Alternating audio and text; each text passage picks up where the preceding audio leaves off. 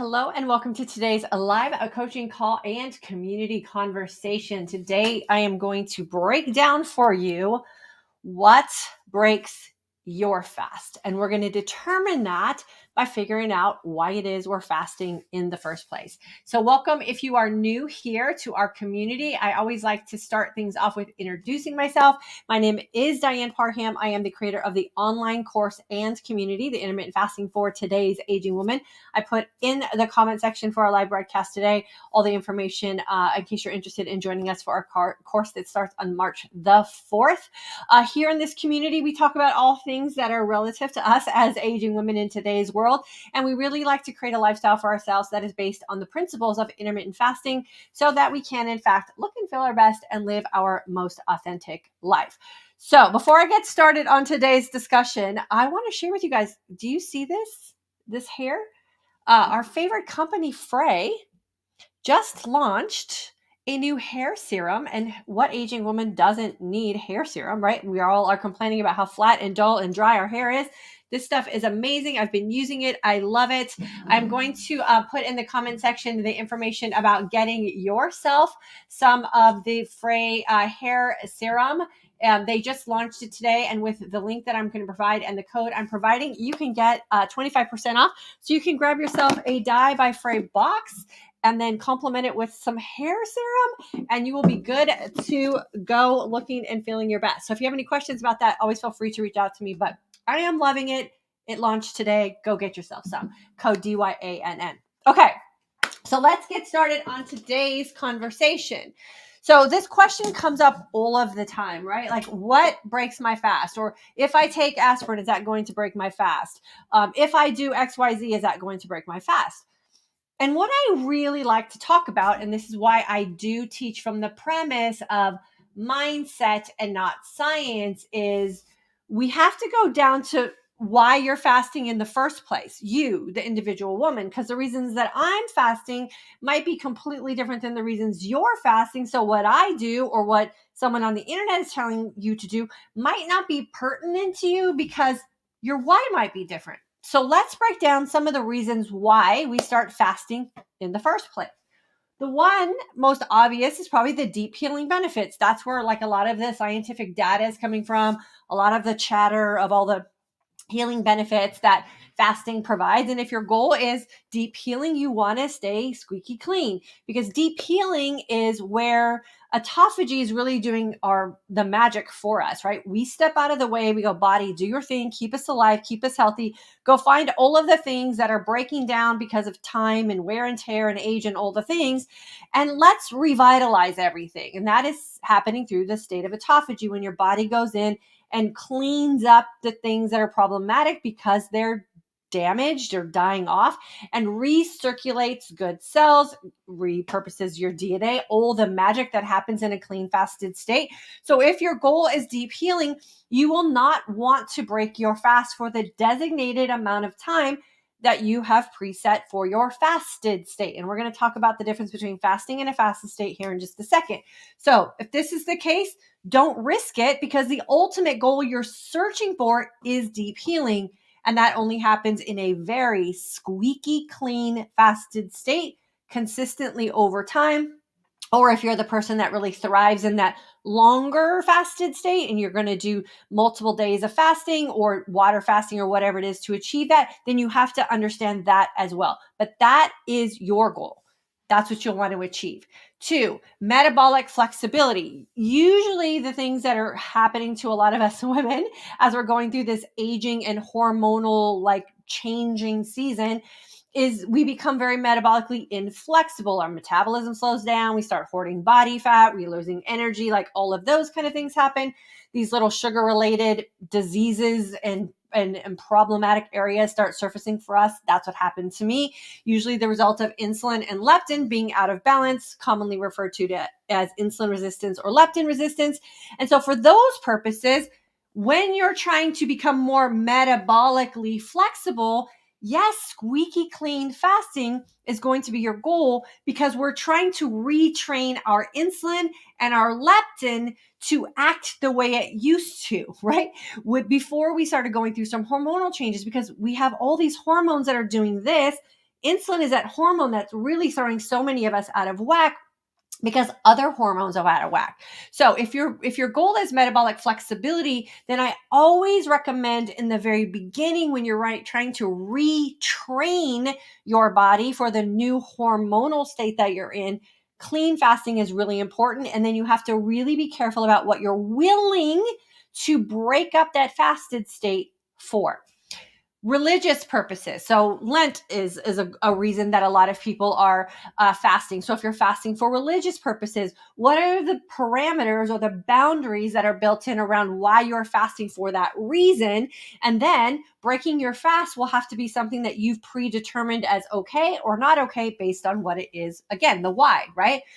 Some people are fasting to enjoy the feeling of a fasted state. People get into a fasted state, or what we can even call a state of ketosis, or what I like to call when you're draining the tanks consistently. You can achieve this more efficiently the more metabolically flexible you are, the more healed you are. And so the way and how you fast could be determined by how much of the reversing process you did in the very beginning, because you were in fact not risking breaking your fast for something else. Maybe your reason for fasting is weight loss. Again, this is a component of metabolic flexibility. Maybe you've achieved the weight loss result, and so now you can play around in your fasted state a little bit. If you're frustrated with your inability to lose weight or your inability to lose body fat, then I wouldn't risk breaking my fast with anything consistently until I've reached where it is I say that I want to be happy with my weight. There's another reason why people fast is a break from chasing food. Maybe you're tired of counting calories. Maybe macro management is not your thing. Maybe you're tired of carrying around little snack bags everywhere so that you don't go too long without eating. Fasting is a really great way to provide your body an environment to feast internally, so we don't have to take food outside and feast in that direction. So again, if you really enjoy having the opportunity to take a break from eating all the time, then shifting to internal feasting is what happens in a fasted state. That's a very, very legitimate reason for fasting. And then maybe you're fasting for the anti-aging benefits, the cognitive improvement that you're feeling, the zest for life, the improved energy, the reversal of some of the skin things so many of us are unhappy with as we start to age. Fasting can be beneficial for that as well. So before we get into, does this break my fast? I think it's really important to understand why it is you're fasting in the first place. And if you understand why it is you're fasting, what your end goal is, then we can figure out if you need to break your fast, if that's going to be something that you can live with, right? Or is it going to be so detrimental that you're going to think that the changes you're not getting and the results that you're not getting is because you're fasting, when in fact it could just be the decisions you're making in a fasted state. So let's talk about what it means to be in a fasted state and what it means to be fasting. I break down the definition as fasting is not eating or causing a hormonal response for digestive purposes. So this is the thing, and we saw it it was the first question I got today. Like, is there any real scientific evidence to show that brushing your teeth breaks a fast? Who would fund that?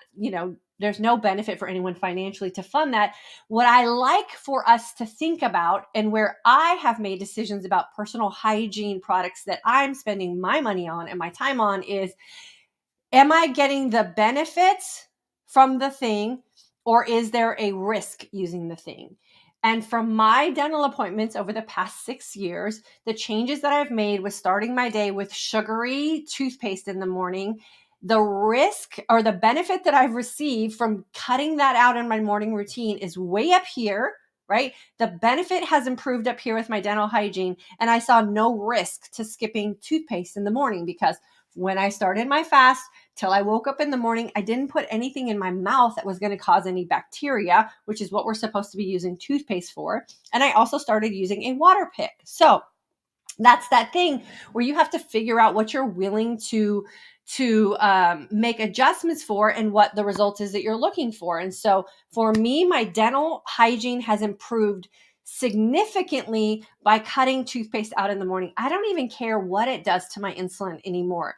The proof for me is what my hygienist and my dentist says every 6 months when I go into my dentist appointment, and it has improved significantly. So think about some of those things and those habits that we have, and is the benefit greatly outweighing any of the risk? And so my hygiene has come up here, then there's no risk that I'm suffering from cutting that out. So we got to think about those things. So we start our fasting by just cutting everything out that's going to create some sort of hormonal change in our body.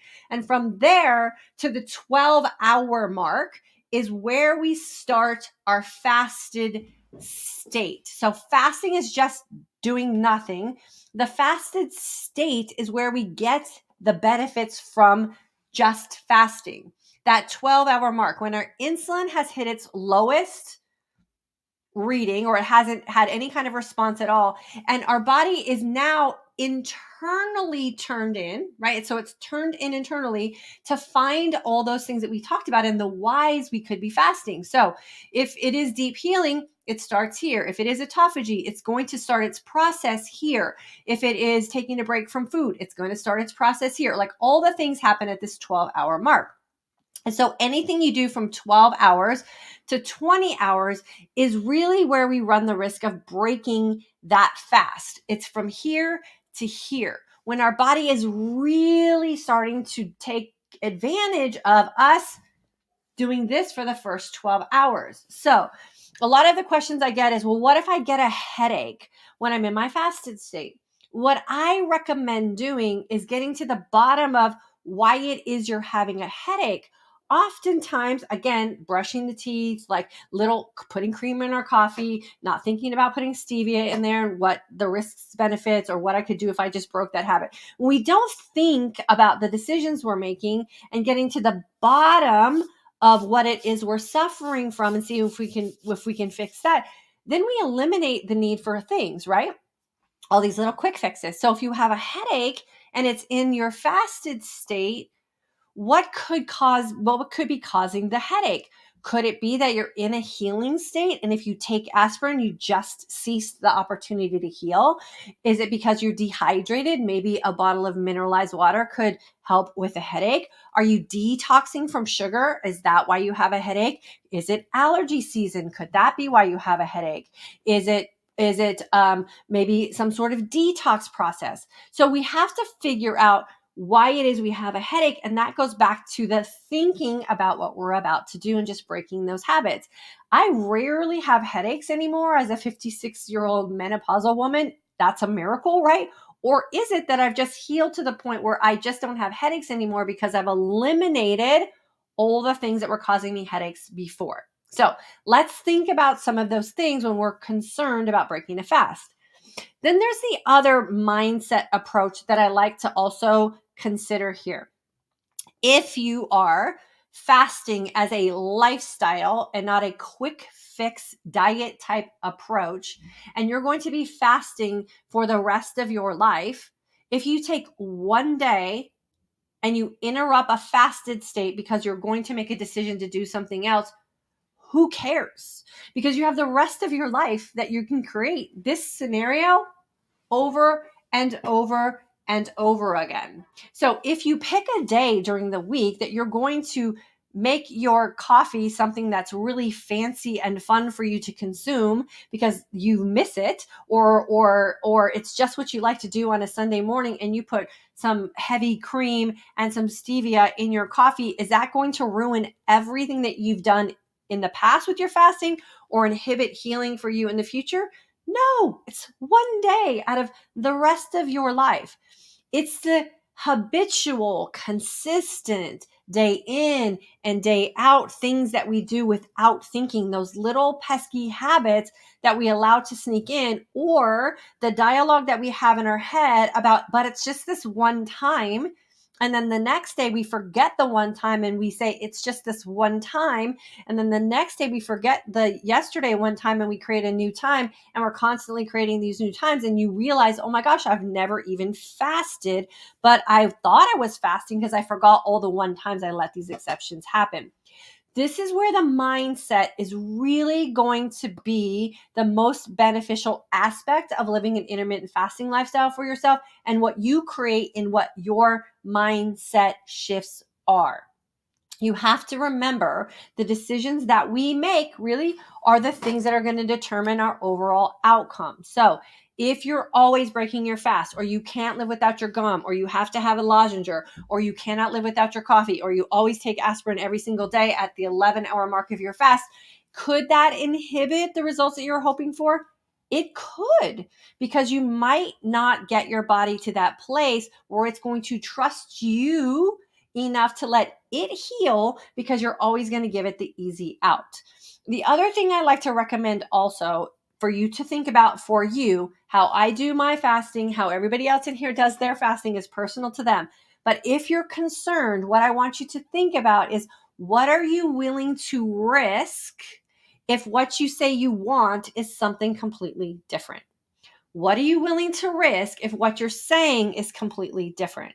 So for me, when I was first starting out on my fasting journey, I didn't risk a thing, because I didn't want to manage diabetic states. I did not want to manage having to be unhappy every day with the way I looked and felt. I didn't want to manage my cognitive decline. I didn't want to manage any of those things. So I did not let anything interrupt this here, because if I'm going to make this sacrifice here, I want the benefit at its highest at this state here. Now that I'm at a healed state and I'm not really managing anything big in my life health-wise, and I'm pretty comfortable with how I'm fasting, then this is something that I always make that conscious decision about. How long am I going to fast today, and how well am I going to feast? And what I do in this window is always going to be determined about how my day is unfolding. That's what I want you to think about. And I don't want you to live around your life feeling frantic about these little decisions you're making. If it's a one-off thing, who cares? You do the thing, you get over it, you go back to your lifestyle. If you find that you're consistently making these exceptions, then you have to be honest with yourself and say, I'm not really fasting, and what's the holdup here? So if you're that person who's like, I'm not seeing the results, I don't understand what's going on, I don't understand the holdup, that's why we have the intermittent fasting for today's Aging Woman course. I get you to think about you, what it is that you say that you want, and this lifestyle that you're trying to create for yourself, because fasting is the easiest thing.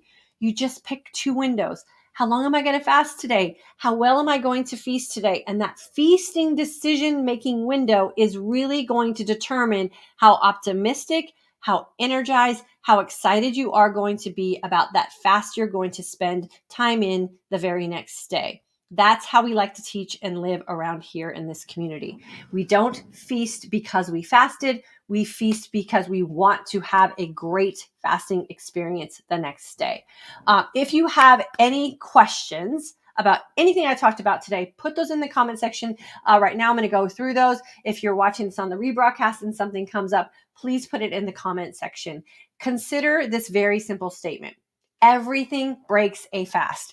If you put something in here, you just slow down your progress for here. If you put something in here, yes, it breaks your fast. The level of healed state that you're in is going to determine how quickly your body bounces back from that decision. So if you're sickly, if you're overweight, if you can't lose weight, if you're trying to lose fat, if you're trying to reverse the signs of aging, then everything disrupts the healing process until you get your body back to a healed state. Okay, let me answer the questions and comments. I get really fired up about this because I hate to see women waste their time. I hate to see women spend their life feeling frustrated. I hate to see women not get the results that they should be getting. And it all comes down to this. Why is that little thing so important to you that you can't imagine giving it up for just a simple 8 hours in your day? Okay, let's go to the comments and see what we got here. Kristen, do you know if there are any studies? That's the one I answered when we were speaking. I don't know. I don't know who would fund that. Again, it's that thing of, you have to ask yourself, okay, why do I have this habit? Why do I feel like I have to use this product in the morning, toothpaste, right? I haven't skipped a beat with my dental hygiene by simply giving up a sugary toothpaste in the morning, and my day has been fine. I have been great. The more healed my body became, the more detoxed my body became, the less bacteria I had in my mouth because of food choices that I had made, the less hygiene products I needed to use because my mouth was taking care of itself. So consider that as well. Dima, for my peace of mind, and even if I haven't been in a healing state for a long time, I always prefer to have a clean, fasted state. This is how my brain works now, and I love it. Yeah, it's all just about that. Did you guys see that? Look at this Frey hair serum. Oh my, I don't think my hair's ever been this bouncy. Yeah, that's, you got to just convince your brain. And once your brain's convinced, then it's going to start changing the way it makes decisions. So yes, it's beautiful. The Shrinking Shadow, my weight loss journey. Ooh, I love that YouTube handle. I'm Dana and I'm in the March class. I can't wait to get started. Yeah, I can't wait for you to jump in with us too. It is super fun. It is a life-changing experience for so many reasons. For the women that are in class, you know, the physical changes are always super great. The weight loss, the healing, the getting rid of medicine, like all that stuff's great. But what happens up here in your brain, that's the part that warms my heart. So Dana, I can't wait to hang out with you. Helpless Hawk, hello. Angela, Silky Soul Sister, I break my fast with collagen peptides mixed in with some bone broth, and I sip it while I cook. I used to break with a protein shake, but it made me nauseous. January grad, 30 pounds down. Yeah, that's the thing right there. You've got to figure out what works best for you and your body for sure. And I'm glad that you figured that out, because there's no sense in feeling nauseous when you're breaking your fast. You should feel amazing when you break your fast. Dima, I always break my fast during your lives with my husband, who fasts as well. I love that.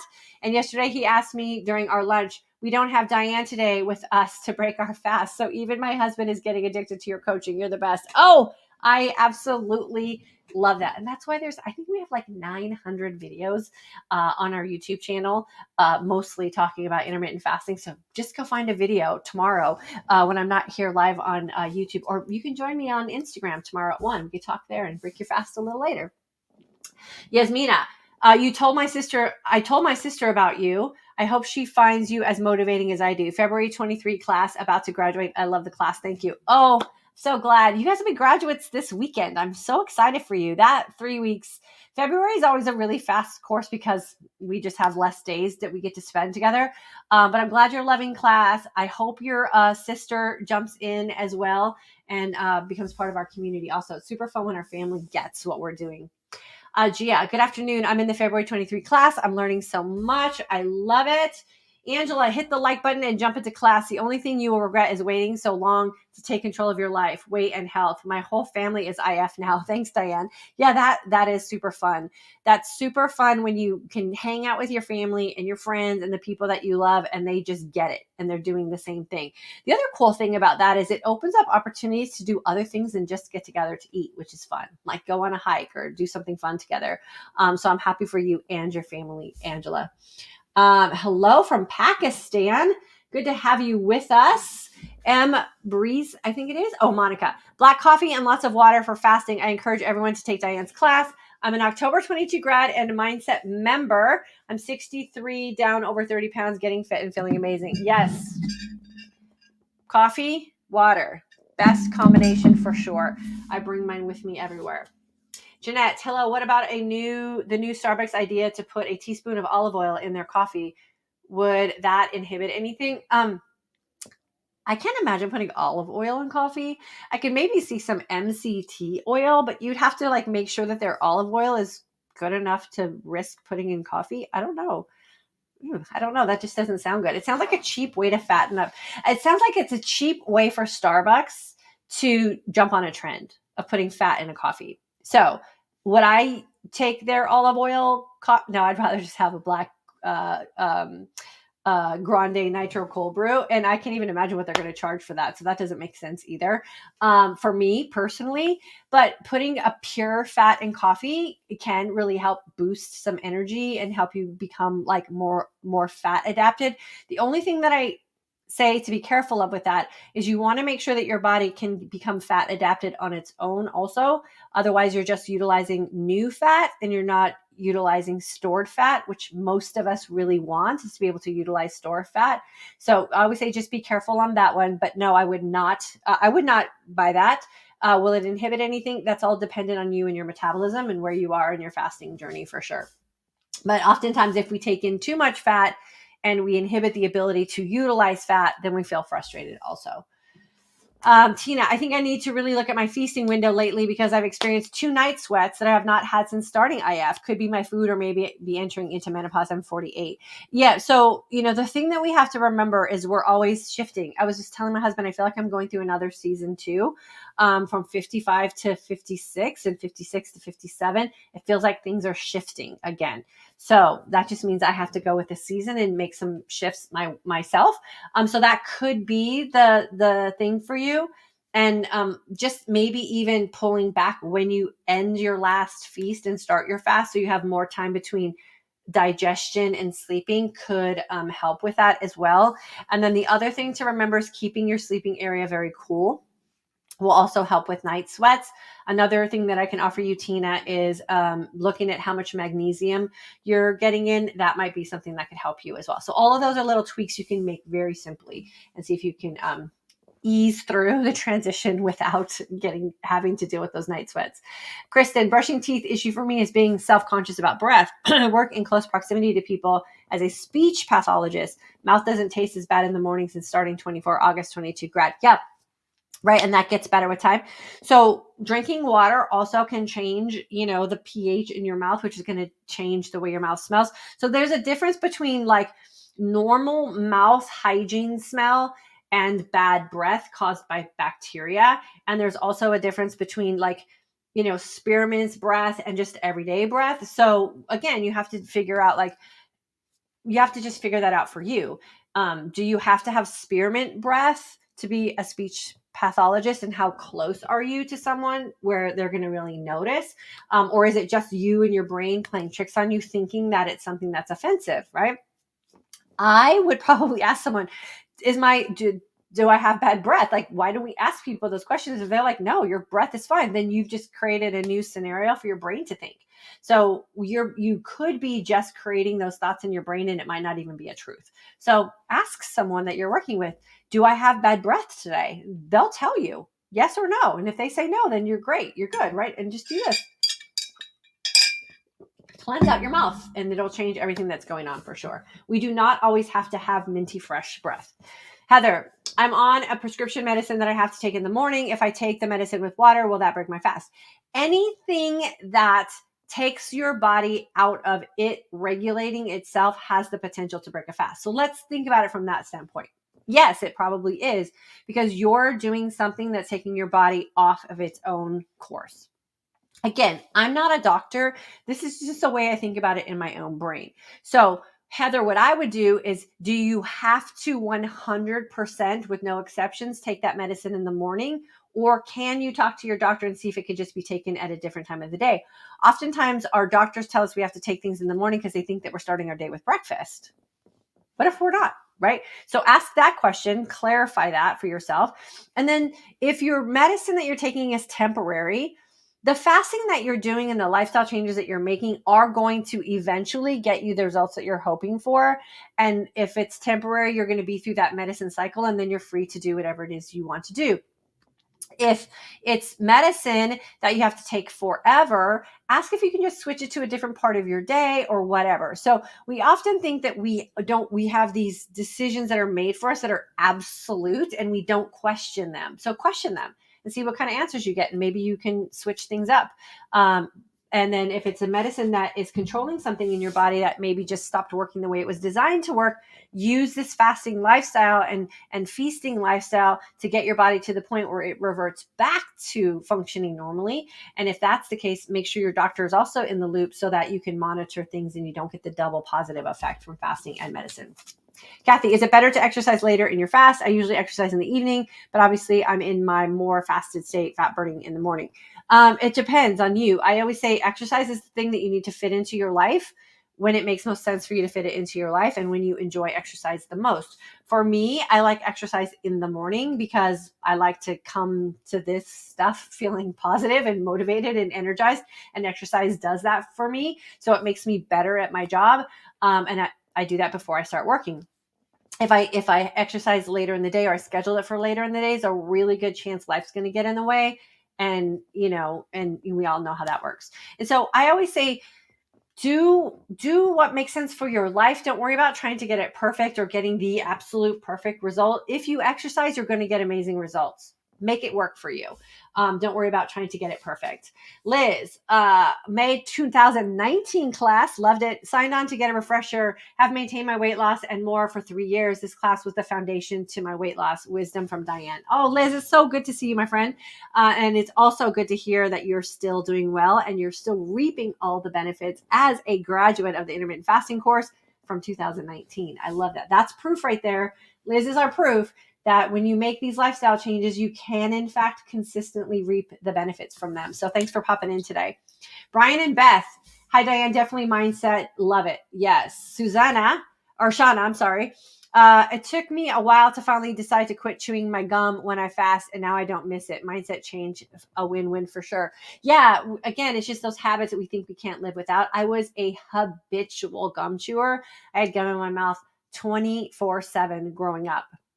And I just changed the habit. It's the same thing like fruit. I never thought that I could give up fruit. Like fruit was my jam, but fruit was also a problem for me personally and how my body handled it. As far as insulin and glucose and fat storage and all the things. And so when I put some boundaries around that, I just tested it out. I realized like that I can go weeks without eating any fruit. Now, vegetables are a different story. Like I love me some vegetables. I have to have them every day, but my body responds differently to those two food groups, right? And so we have to just test it out for sure and just convince our brain of other things than sometimes the nonsense that it's trying for us to believe. Hello, DYANN, August 22 grad, current mindset shift class. Congratulations to all the February 23 grads. Thank you, DYANN, for all you do. Yes, that is awesome. And shout out to the February 23 grads. And then another shout out to all the March 23 future grads that'll be starting with us next weekend, and all of our graduates who keep coming back to share their stories and checking in for refreshers and all the things. I appreciate you guys more than you know, regardless of where you are on your journey. So thank you so much. Liz, what about adding pure ground vanilla to coffee? Does it break a fast? I don't know. These are those things that, like, when we ask questions like this of people, like the answer that you should get from someone that you're asking is, I don't know. Because Liz, you have to, if you want to test it out for you, the results will speak for themselves. So if you put pure ground vanilla in your coffee, how does that make you feel? Do you feel a slide back? Do you feel a boost? Do you feel like your body's slowing down from its benefits from fasting? Do you see a neutral state, like no benefit, no slide back? Then it might work for you. And if that's a thing for you that you really enjoy, then that's where the benefit outweighs the risk and you've tested it out. So test it out, see what you get, and then report back to us. Who knows? Kina, is herbal tea just as advantageous as coffee during an IF hour? I don't know. So I love coffee. I'm not a big fan of herbal tea. So I would tell you that I don't know because that's not what I use. And I don't really want to test it out for me because I love my coffee. And so test it out. Do your herbal tea in your fasted state, see what kind of benefits you're getting, see how you feel, and see how it goes. And if that's your jam, then girlfriend, you just found the winning combination for you. Jeanette, thank you so much. What about wheatgrass shots? Would that break my fast? Again, thank you so much. I don't know. Take some wheatgrass shots. I would assume that your body's going to think you're going to take a shot. It's going to hit your tongue. It's going to hit your stomach, and your brain's going to go, whoa, we need to digest this thing. And as soon as your brain gets the signal that it needs to digest something, now insulin's in the game. So are you willing to risk this for wheatgrass? Is wheatgrass the thing that you're missing in your fasted state that's going to change the game for you, that you're willing to risk this state right here? You're the only one that can answer that. Hello.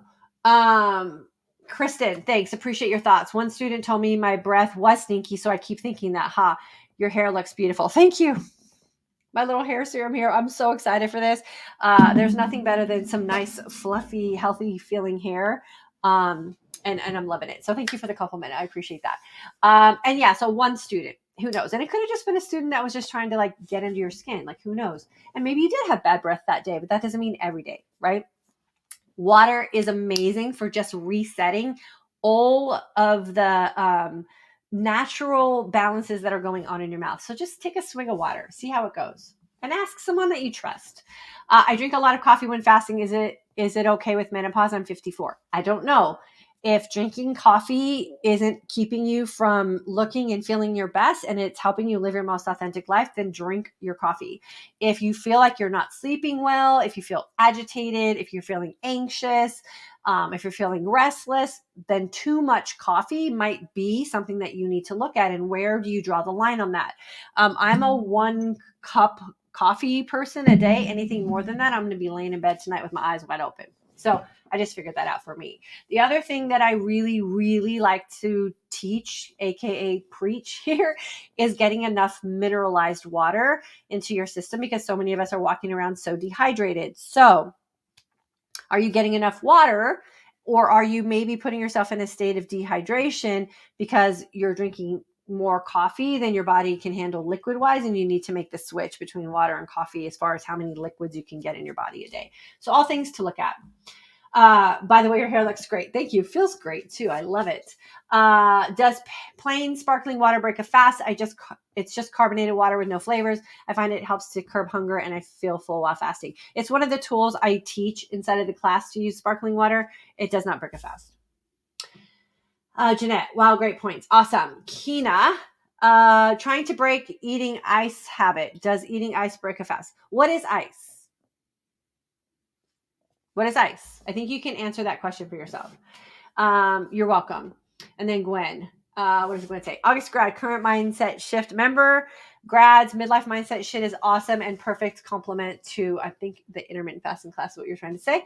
Yes, 100%. If you're graduating from the February 23 course, you're going to get an invitation this weekend to jump into the midlife mindset shift course. We talk a lot about these kind of things and the thoughts we have that are keeping us from living our best life and creating healthy habits for ourselves and all the things. And if you're a past grad, you'll be getting an invite this weekend as well. And then, of course, my midlife mindset shift course members who are up for re-enrollment in February, open registration is up for you guys right now as well. I like to get in my 5K walk after dropping my kids at school, and then I start walking at 10 a.m. Yeah, perfect. So that works for you, and that fits into the life that you created for yourself. So that means you'll be successful at it. The urge to find perfection is one of those urges that is really difficult to break. There is no such thing. There's no such thing as a perfect meal plan. There's no such thing as a perfect fasted state, because your body's going to determine that, right? There's no such thing as a perfect feasting window. There's no such thing as a perfect anything. We're just doing our best. And then the thing that I want us to really focus on is, how is our body answering what we're asking of it? If you get really good at listening to the signs and signals that your body is sending you, because that's the answer to the questions most of you have. Is this breaking my fast? Your body's giving you the answer. Are you losing weight? Nope, probably breaking your fast. Are you losing body fat? Nope, probably breaking your fast. Are you feeling the energized sense of calm? Nope, then it's probably breaking your fast. So ask your body the questions, because me, DYANN Parham, an intermittent fasting coach, doesn't know you, and I don't know your body. So your body is going to answer most of the questions that you have.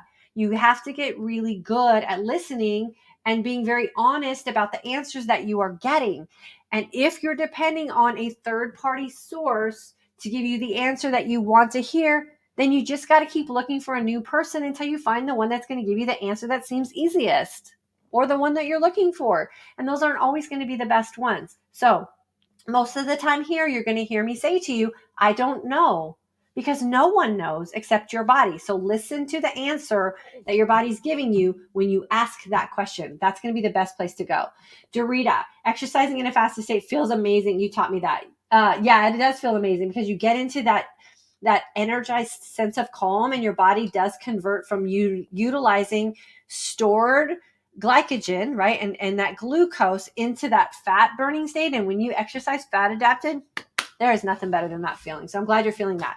And Angela, chewing ice or craving to chew ice is a symptom of anemia. You should get checked out. Also horrible for your teeth. Yeah, I mean, for sure, but worrying about if ice is breaking your fast, I think you're missing the point of what fasting is, right? So go back and ask yourself why you would be concerned about that. Why it is you're chewing ice. Not that chewing ice is a bad thing. If that's what you need to do, that's what you need to do. But we get so concerned about these tiny little things. And I think it is the internet. I think it is, all these people saying this little thing, or this little thing, or if you do this, or if you don't do this, or now this is a new thing and this scientific study and all this stuff. What makes you happy? What's going to get you to the results that you're looking for? What's going to allow you to live your most authentic life? What's going to allow you to go back into your own brain and ask yourself a series of questions that's going to get you the result that you say that you really want? That's what we need to focus on here, because we should be happy and healthy. And I think so many of us are striving for this perfect healthy that's being displayed on the internet, and we're losing our concept of what happy really means for us, and we're missing our life. So strive for happy and healthy. And that comes from how we're thinking about decisions we're making, for sure. Shauna, if you brush with water, use water pick and floss, you'll be fine with your breath. That's what I say too. The water pick thing is a game changer. If you want to know how well your toothpaste is working for you, brush your teeth with your toothpaste and then use your water pick and see how much is left in your teeth. That was a game changer for me. And the stuff that's left in your teeth is the stuff that's causing bad breath, because that's the bacteria aspect of things. If you guys want me to share my water pick that I use, just let me know in the comment section. And I will include it in the description box for this video right here. And then you guys can go grab yourself a water pick. Man, I swear, it's like if all I had to do was water pick, I'd be good. Like the toothbrush thing is just bonus at this point. That water pick has been a game changer. So Shauna, thank you for recommending that and reminding us of that as well. Okay, so I got to run. I got a bunch of consult calls I need to do. Have a great weekend. My assignment for you this weekend is to listen to the signs and signals that your body is sending to you. The signs and signals your body's sending you, those are the answers to a lot of the questions that you're relying on a stranger to answer for you. I'm here to guide you. I'm here to have you go back and ask your brain a different question. I'm here to prove to you that you can live a different way. And I'm here to support you on this journey. But I'm always going to answer a lot of these questions that you bring to me with, I don't know, because you're just a stranger to me and I'm just a stranger to you. Think about what your body's telling you. That's the most intense and the most intimate answers you're going to get. Are you out of sweatshirts? The I don't know ones? No, you can. I think they're on the bottom of the YouTube video. But Dale, give me send me an email and I'll send you the link to get a t-shirt for sure.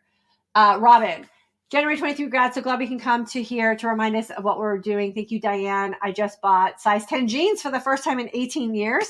That's fascinating. I love that. A size 10 after 18 years. Girl, you got to be loving that. Wear those jeans with all the pride and happiness and confidence that you deserve to have, my friend. Kristen, yes, I did get the water pick for Christmas. Love it. Yes, it is the best. I gave one to everyone in my family for Christmas. The best gift.